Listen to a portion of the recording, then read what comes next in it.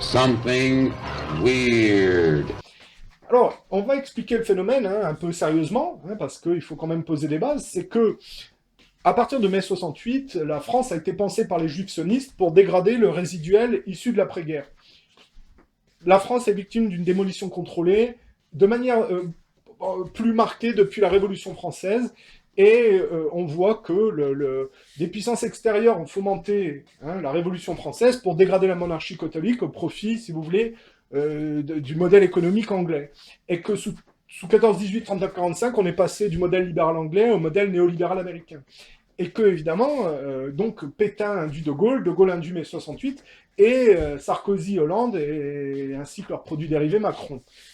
Et donc, si vous voulez, Soral s'inscrit dans les premières générations issues de la résistance post-Seconde Guerre mondiale, et donc dans le résiduel gaullien, que les jeunes qui sont issus de générations pensées par les juifs sionistes à partir de mai 68, inconsciemment, ont dans le viseur, parce que le but, c'est de déstructurer la France et de la globaliser. C'est pour ça qu'on dégrade la langue française et qu'on utilise le franglais, et que, si vous voulez, on a, parmi métis, des jeunes qui piquent les idées du passé, ou qui essayent d'y coller parce qu'ils n'ont pas le même fond, si vous voulez, pour essayer de faire basculer la France dans un nouveau, on va dire un néo-nationalisme juvisé, si vous voulez. Donc, en réalité, il n'y a pas photo, ils ne font pas partie de la même école, et je vais vous le prouver. On a à un moment donné, c'est là qu'on voit qu'on a des fake dissidents, c'est qu'ils parlent déjà franglais, ils utilisent des avatars un peu puérils et issus de la culture mondialiste anglo-saxonne.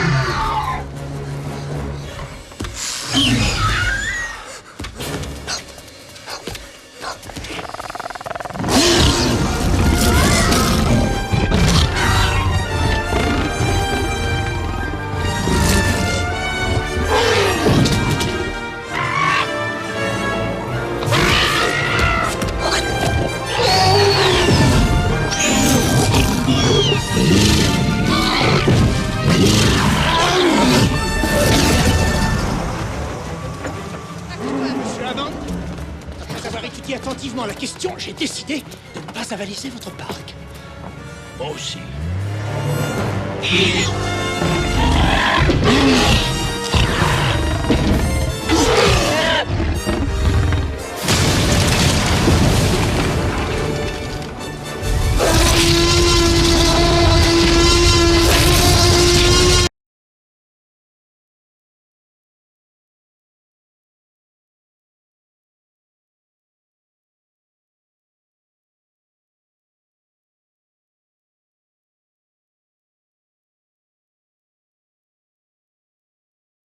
Ça aussi, je vais faire remarquer, si Douguin a fait traduire le bouquin en Russie, si le bouquin a été traduit par les Coréens et s'il est en train d'être traduit dans plusieurs autres langues, c'est pas parce que j'ai été battu par mon papa quand j'étais petit, comme ça a été expliqué dans les médias, qui, quand ils ne peuvent rien répondre sur le terrain de l'idéologie, font de ce qu'on appelle de la psychanalyse de bazar. Vous savez, Hitler n'avait qu'une couille, bien sûr, ça...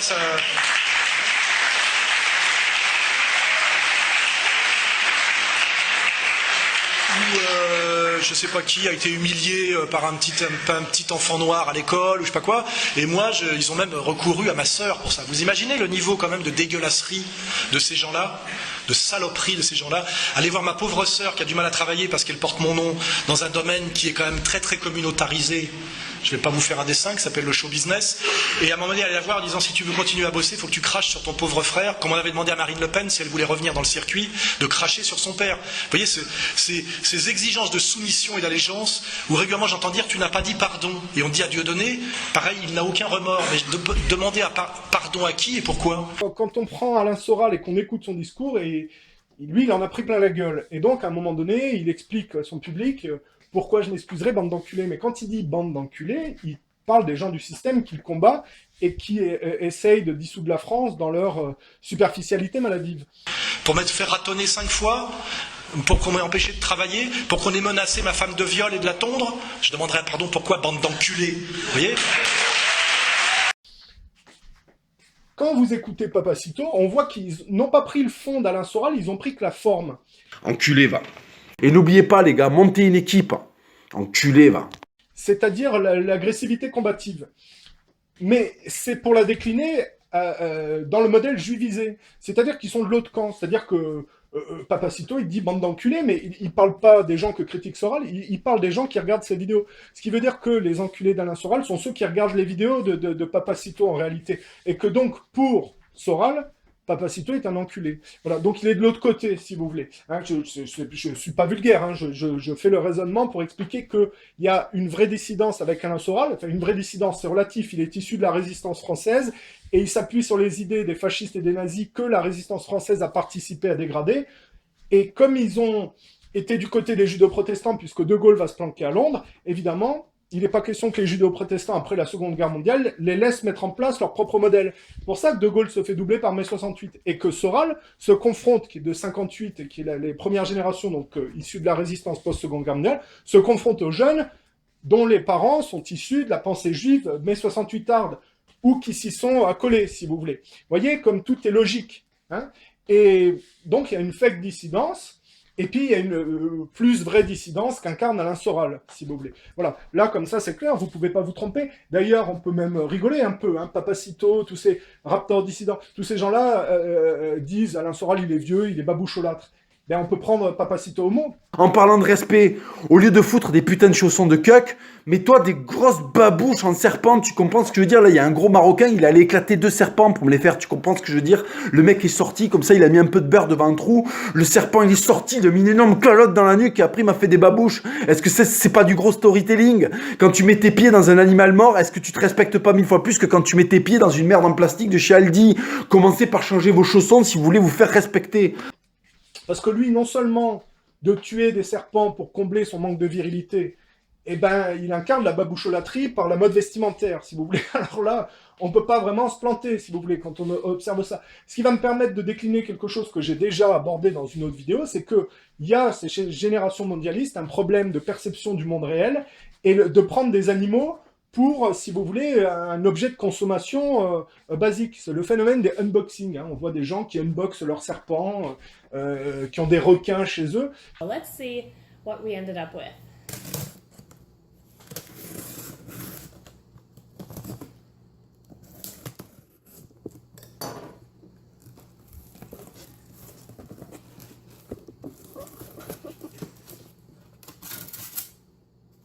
Oh, they put them in bags.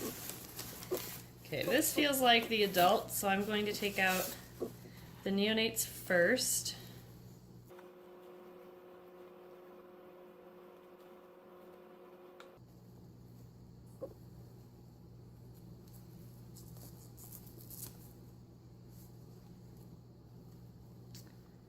Oh, look at you.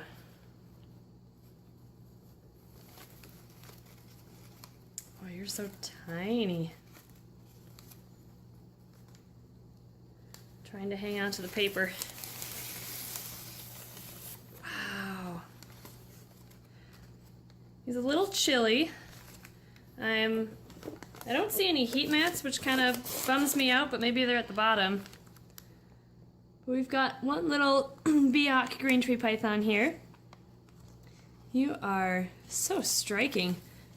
And I'm going to check them over for mites. I don't think I see any. Usually they're in their pits or underneath their chins, so that's why I checked there first. Seems a little bit slow, but that's because he's pretty cold. He feels cold against my hands. So I'm going to put him in. I have a container ready for these guys. Maybe it's a good thing I'm taking him out while he's cold, because otherwise he'd be strikey. Come on. Just gonna help him find this branch.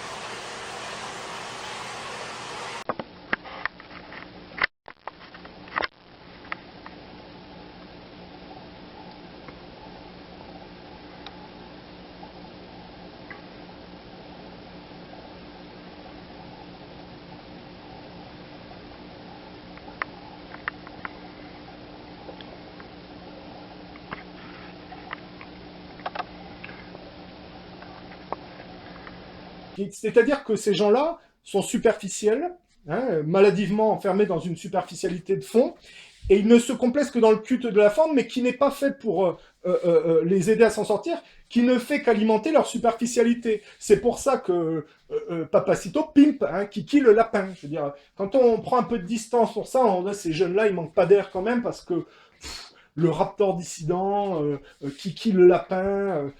Comment devenir un Mac numéro 2? Alors cette semaine, j'ai reçu des questions qui m'ont dit « Papacito, quel animal je peux acheter pour avoir l'air d'un Mac ?» Alors je vais vous dire un truc. En fait, l'animal, c'est pas grave. Vous pouvez acheter n'importe quelle race d'animal, même les petits animaux. Il y a plein de gens qui croient qu'il faut avoir un crocodile pour être un Mac. Pas forcément. Vous pouvez avoir même un lapin et être un Mac. Je vais vous expliquer pourquoi. J'avais un lapin qui s'appelait Kiki. Qu'est-ce que j'ai fait avec Kiki? Au début, c'était une tarlouse. Il était pas agressif. Il se faisait bisuter par tout le monde. J'ai attrapé Kiki. Je lui ai fait des bols avec dedans un peu de salade, des trucs qui bouffent, des myrtilles et compagnie, des céréales. Et qu'est-ce que j'ai ajouté dedans? Un petit peu de comment ça s'appelle, de testostérone que tu achètes dans les trucs de muscu, et un petit peu de whey. Tu lui mets de la prot. Déjà, le chat, il grossit, il devient gros. Donc en fait, il a plus confiance en lui parce qu'il commence à peser plus lourd. Tu vois, il commence à avoir des pattes de bâtard, elle commence à grossir. Donc en fait, c'est pas la taille de l'animal. À la base, c'est l'agressivité de l'animal. Si vous attrapez votre animal, que vous le faites grossir, et que tous les matins, en fait, vous lui apprenez que la vie est un défi en lui mettant des petites calottes, ou tu sais, tu vas le voir et tu lui fais, bah alors là, Kiki, qu'est-ce qui se passe aujourd'hui? Tu vois, tu lui remues un peu la tête, tu vois, qu'il sente que tu essaies de générer de l'agressivité en lui. Et ben après le lapin, je peux vous jurer, une fois qu'il s'était tapé tout ça pendant presque un mois, il a doublé de volume, il est arrivé à presque 9 kilos, c'était un lapin bélier français, croisé avec un géant des Flandres. Et ben Kiki, il bisutait le chat. Quand Kiki arrivait dans la maison, l'autre chat, il se barrait. L'autre chat, il avait peur de Kiki parce que Kiki, il avait des pattes, elle faisait la taille de la tête du chat. Donc en fait, prenez votre animal, faites-le grossir, générez de l'agressivité en lui. Même si c'est une merde de chihuahua, vous pouvez forcément le faire devenir un petit peu plus gros, un petit peu plus agressif. De la prot, mettez-lui un petit peu de spiruline aussi. Ça, c'est très bon pour la santé, il va kiffer. Vous lui mettez un peu de spiruline, il va se régaler. C'est comme ça que vous allez prendre votre animal et vous allez l'amener au top. C'est ça, un animal de Mac. Il n'a pas besoin d'avoir des écailles. Voilà, donc ça, c'était les conseils de Papacito numéro 2. J'espère que le premier vous a plu et j'attends vos questions. Enculé, va. Et à un moment donné... Ils font des bravades sur YouTube qui sont vraiment pas... Ils sont pas, contrairement à Alain Soral, sur le ring. Et...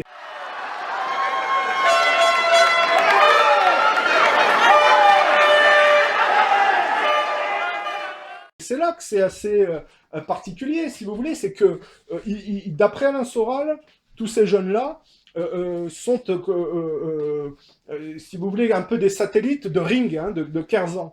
Mais ils sont pas sur le ring alors que Soral l'est. C'est Una de los infumables. ¡Ah! ¡Qué bueno que le fue así! ¡Ah, qué bonito! ¡Huele mole! Oye, dio un mortal hacia atrás, pour ça que j'ai choisi, si vous voulez, l'image du catcheur qui pousse un nain bouffon du ring. C'est la version violente soralienne, mais ça correspond à la réalité de terrain. C'est que lui, il est sur le ring, tandis que eux, qui gravitent autour de ring, n'y sont pas. Et je reviens sur les animaux, c'est qu'ils utilisent les animaux qu'ils enferment dans leurs propres conditions non dites, et ils font trinquer l'animal pour leur complexe, si vous voulez. C'est pour ça de pimper son lapin, c'est-à-dire qu'en fait, il empoisonne son lapin parce qu'il transpose ses problèmes de virilité sur le lapin, si vous voulez. Et il y a un problème de respect du monde animal, et on voit le phénomène du unboxing avec le mondialisme, avec un phénomène de nouvelle génération cloîtrée dans un consumérisme juivisé, qui ne voit le monde que de manière narcissique et égoïste, comme Comment devenir un Mac numéro 5? Alors cette semaine, j'ai reçu des questions qui me disaient « Ouais, Papacito, comment je peux faire pour devenir un Mac au quotidien avec les petits objets du quotidien ?» Eh ben déjà, les gars, arrêtez de boire dans les verres de la cantine du CM2, là. On va pas faire de pâte à sel à 14h, buvez dans des vrais trucs, buvez dans des grosses croupes en métal, tu comprends ce que je veux dire? Il y a Charlemagne qui a bu là-dedans, là. Est-ce que tu crois que quand tu bois là-dedans, tu bois pas, tu règnes, tu t'hydrates pas, tu règnes. Ensuite, arrêtez de passer des coups de fil, passez des coups de talkie-walkie. Qui sait qu'il y a des talkie-walkie dans la vie? Les boss du raid.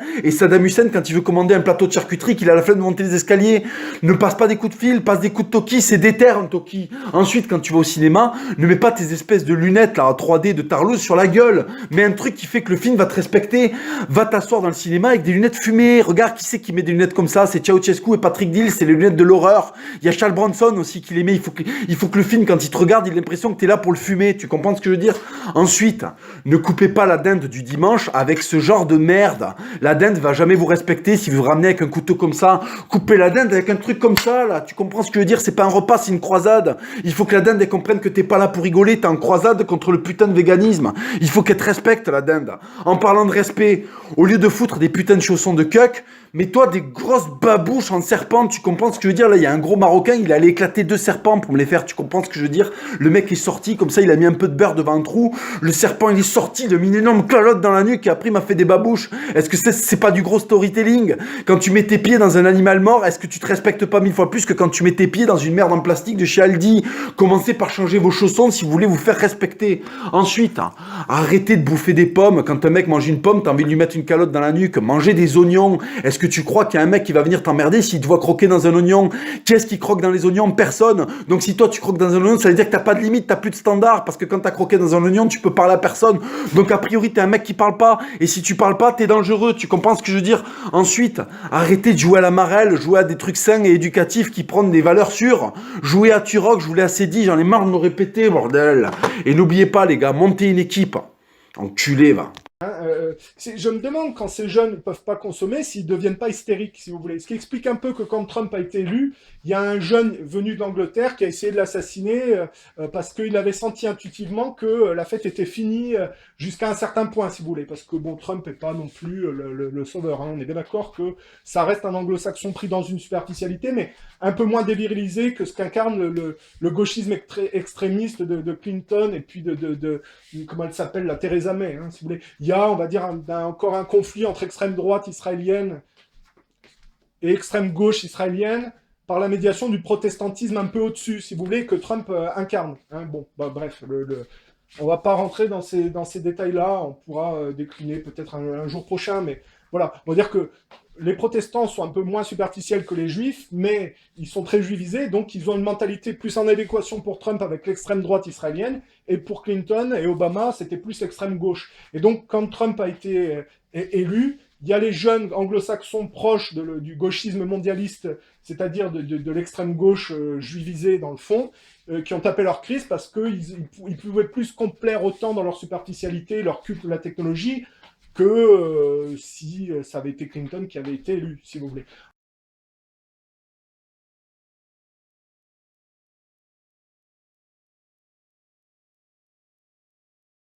Enfin bon, bref, c'est un peu complexe, mais on comprend un peu Et voilà, quoi. Bon, alors, qu'est-ce que quoi? Alors après, je disais, gna gna gna.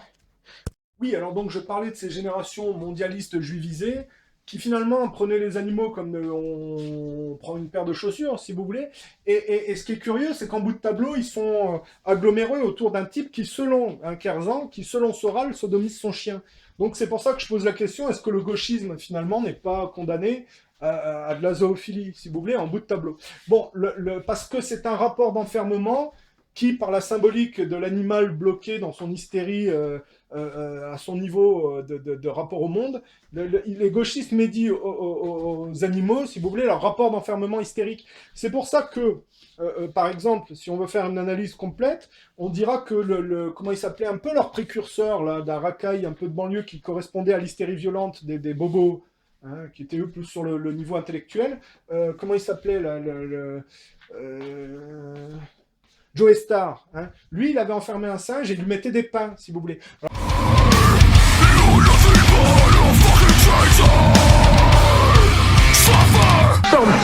Ferme ta gueule.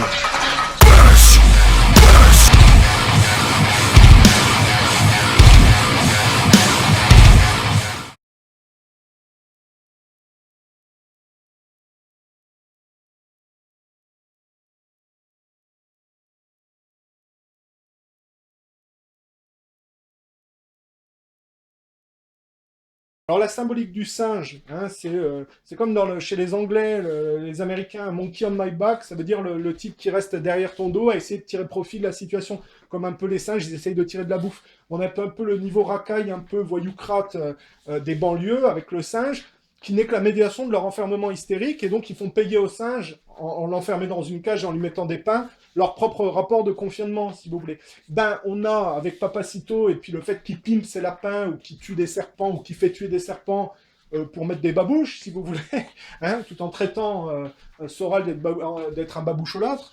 Et ouais, on a quand même des jeunes qui s'inscrivent dans une juvénisation et qui, par mimétisme, essayent de coller au type de gauche qui est Alain Soral et qui essayent symboliquement de s'en débarrasser, si vous voulez.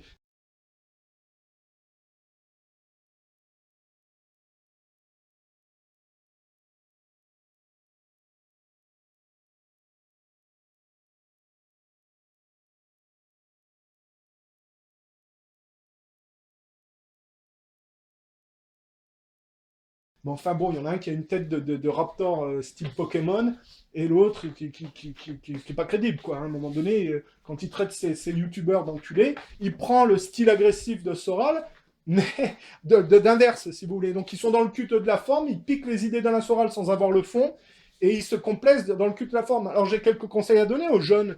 Si vous voulez économiser de l'argent, à dépenser si vous voulez ne pas dépenser du fric, à combler votre manque de virilité par de la consommation, ou à essayer de rendre viril ce qu'il n'est pas, c'est-à-dire un homosexuel, il peut faire autant de gonflettes qu'il veut, s'il ne règle pas son problème d'homosexualité, il ne fera que pédaler de manière plus hystérique, parce que ça induit en plus de la violence derrière accumulée dans son blocage, si vous voulez. Et bien c'est exactement pareil, les gauchistes qui alimentent leur culte de la forme, mais qui ne travaillant pas sur leur enfance, leur rapport au père et à la mère, et ben finalement ne font qu'aller vers, après ça donne Madonna, quoi, un monstre, hein, des machins laids, qui, à force de se complaire dans le culte de la façade, deviennent monstrueux. Ça rejoint Thierry Mugler, qui, pour masquer sa pédérastie, a fait de la musculation, puis il s'est transformé en monstre. Mais c'est toujours un homosexuel, et il n'a pas réglé son problème, si vous voulez.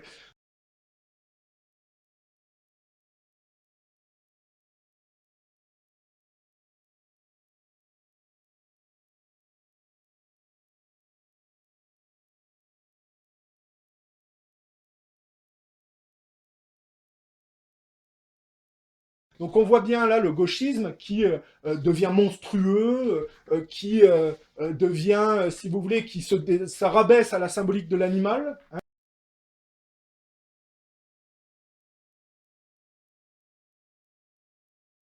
Hein. Alors que l'animal n'y est pour rien, hein, mais c'est par symbolique. L'animal paye je veux dire, il n'y a pas j'ai jamais vu moi de sodomie chez les chiens, si vous voulez. Alors il est évidemment que c'est un problème humain, de symbolique gauchiste enfermée, et les animaux payent le prix de ça, si vous voulez. Donc il y a un véritable problème de respect du monde animal chez ces gens-là, et il y a un culte de la forme au service de leur enfermement et de leur dévirilisation, si vous voulez. Et ils font pas le travail de fond de s'en émanciper. Hein.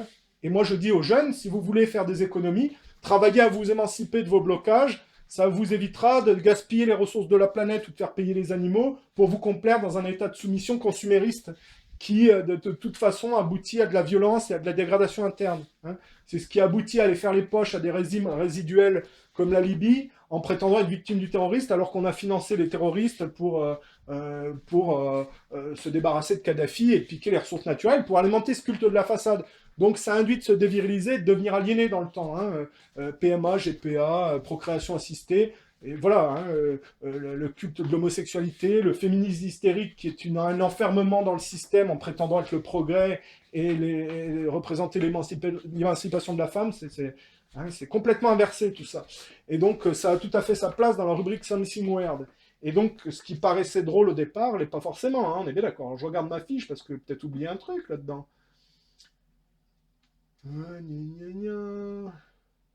Ah oui, tiens, je peux te parler de ça. Voilà, alors moi, les conseils que je donne sur les modes vestimentaires, puisqu'il y a plein de gens qui font de la mode vestimentaire.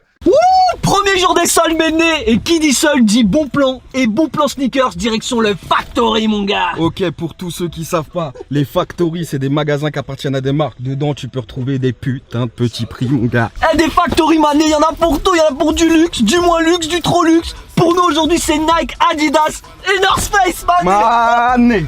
Dedans, tu peux retrouver des anciennes collections, des retours clients et même des petits produits avec des défauts, mais on s'en bat les couilles vu que c'est pas cher. Bon, Méné, c'est parti, on y va. Hi. Ah ouais, Théma, lui, frère, il va encore acheter 20 paires, laisse tomber. Les gars, là on est au Factory de Plaisir. On va vous mettre l'adresse dans la description. N'hésitez pas à partager toutes les adresses des Factory qui après de chez vous, Méné, comme ça il y aura des bons plans pour tout le monde. Aïe. Ah, vas-y.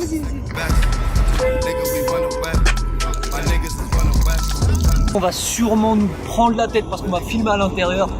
Donc si on filme un peu son côté là, c'est pas grave. Don't second guess. We never the second best. Nigga, we run away. My niggas is one away. One away. My niggas is one away. We run away. My niggas is one away. Business get done today. I don't procrastinate. Don't second guess. We never the second best. Les gars, on n'a pas trop le droit de filmer, donc je vais faire ça discret. Là, par exemple, il y a une petite Air Force camo qui est plutôt pas mal. Elle est à 85 €. Et il y a une remise de 50% dessus, donc c'est le moment de venir. En plus, il y a du monde, les gens ils sont tombés. Petite 5 des familles. mes affaires. Et bon, 132 €, c'est cher payé pour le modèle. Voilà, ça est écrit 50%, ça veut dire elle est pas à 100 balles, mais elle est à moins 50% sur ce prix-là. Donc ça fait 32 €. Petite Mercurial, les gars, à 99 €, moins 50, ça fait 50 balles. C'est intéressant. C'est pas moins 50 sur le prix indiqué. En plus, c'est pas 32 €, ça m'intéresse pas. On oublie. Les filles qui nous regardent, il y a une petite paire de Cortez là, elle a 55 €, moins 50%. Tu vois, 105, moins 50. Franchement, en plus, c'est ce coloris, ça va. Ils en ont fait, laisse tomber les coloris, celui-là, ça va, il sort de là quand même. Il y a eu tous les coloris de ça, man. Il y avait eu tous les coloris, tout est parti. 40 €. Une petite paire là, non? Nike, vous êtes mes amours. Wouh, vive les salles! Vas-y, y'avait rien, sa mère. Nous, on va chez Adidas. En avant! On est parti de chez Nike, maintenant on va à Adidas. Mais en fait, c'est dans la même zone, mais vu que Smo, c'est pas un sportif, il aime pas marcher, bah on a pris la bonne vieille voiture.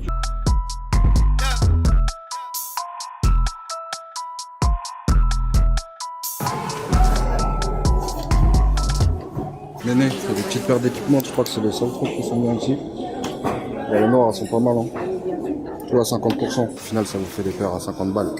Équipements, c'est cool. Franchement, comme à Louis Vuitton, on portait des boîtes, ils nous ont dit vous voulez un petit sac? Ça c'est Camilo, on est sous le tapis rouge. Les gars, je trouve une petite veste à 20 balles, je la prends direct.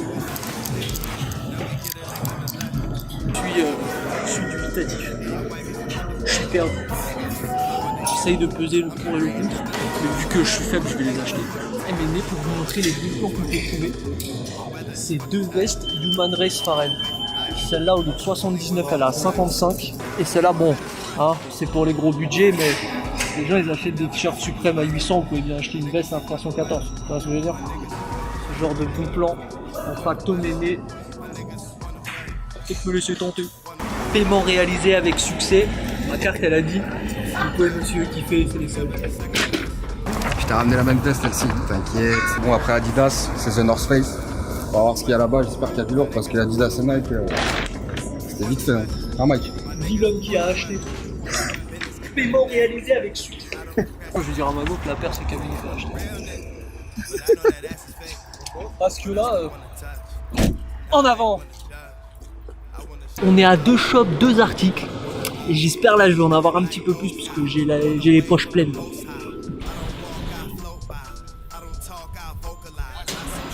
Copa de chiffres. Prix conseillé, prix outlet, prix soldé. Oh. Bon, petite matière. On lâchera jamais.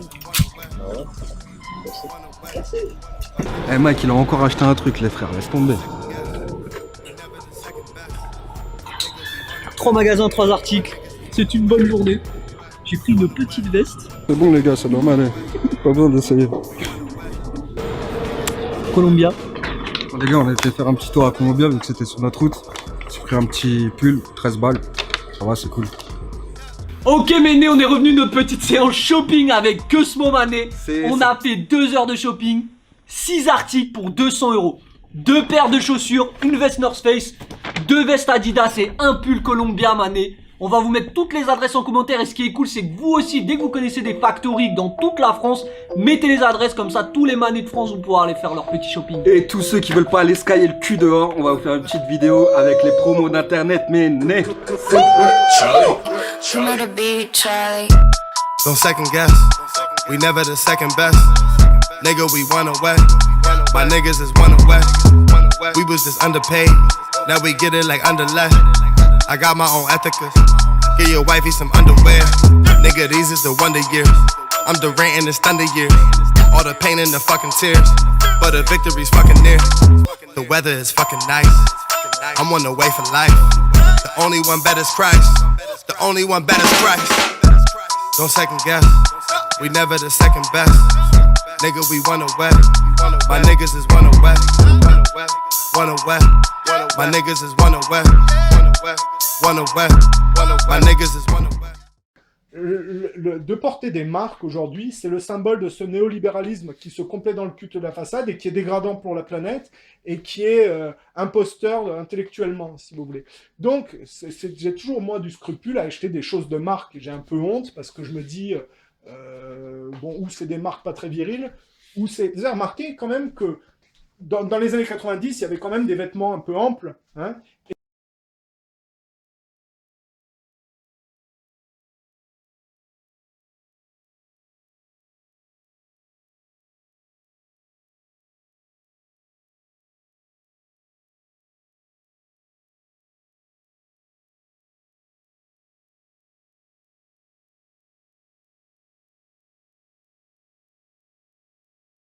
et qu'on aboutit de plus en plus dans la dévirilisation de la société, notamment française, à des vêtements pour les hommes de plus en plus courts et de plus en plus attardés, de plus en plus remontés, si vous voulez.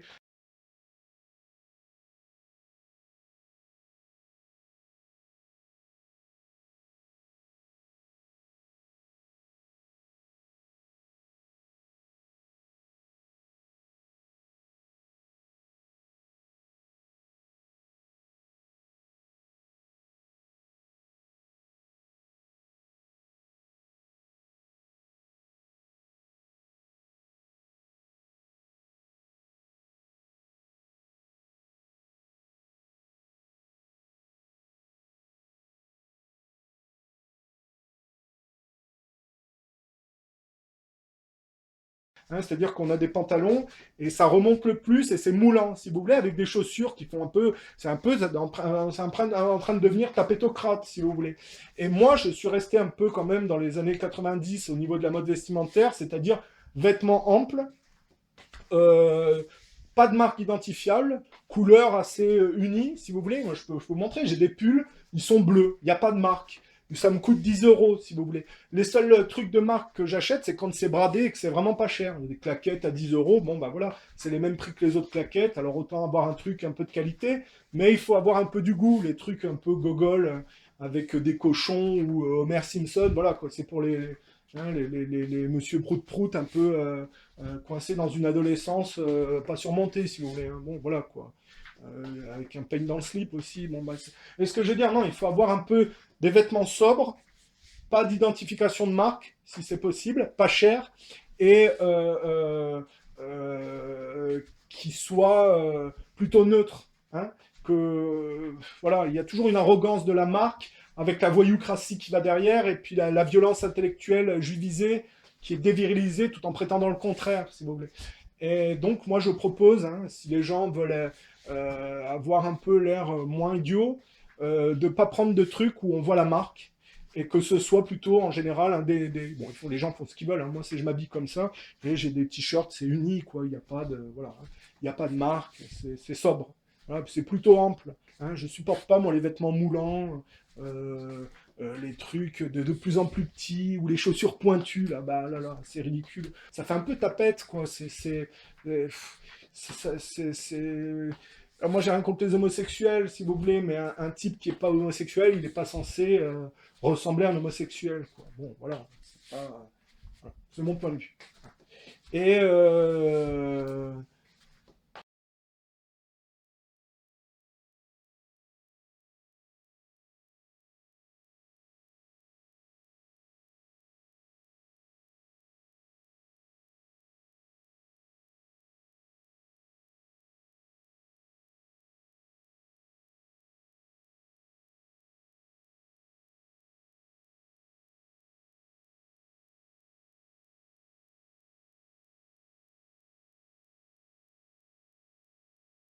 qu'est-ce que je peux dire? Oui, bon, bah voilà. Non, j'ai un peu tout dit. Hein. Et c'est surtout le sujet qui m'a interpellée, à vrai dire. À quel niveau? Oh, pas mal.